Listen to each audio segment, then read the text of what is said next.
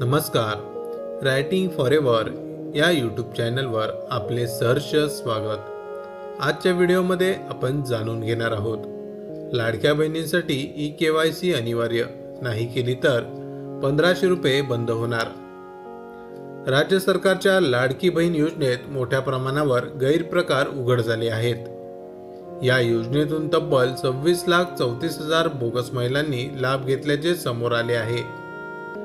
त्यामुळे सरकारचे कोट्यावधी रुपयांचे नुकसान झाले आहे. पुणे जिल्ह्यात सर्वाधिक बोगस लाभार्थी.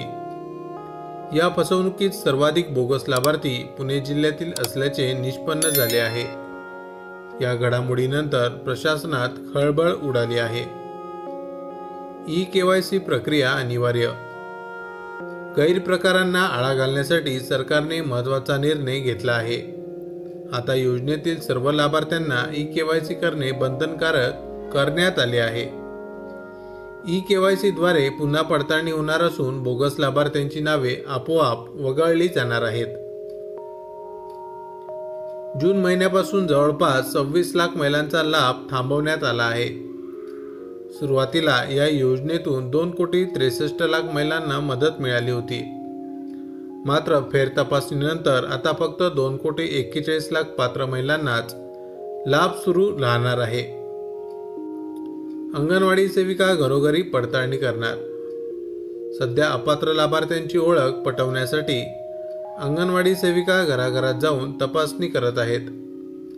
त्या महिलांचा अर्ज योजनेच्या पात्रतेच्या निकषांमध्ये बसतो का हे तपासले जाते.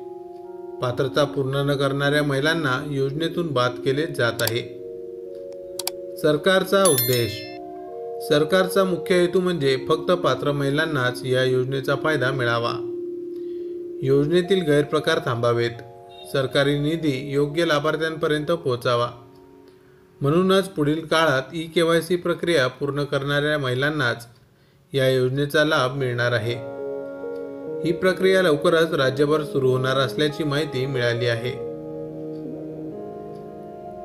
माहिती आवडली असेल तर अवश्य शेअर करा. अशाच प्रकारचे नवनवीन सरकारी योजनांविषयी अपडेट मिळवण्यासाठी आमच्या रायटिंग फॉरेवर या यूट्यूब चॅनलला अवश्य सबस्क्राईब करा. धन्यवाद.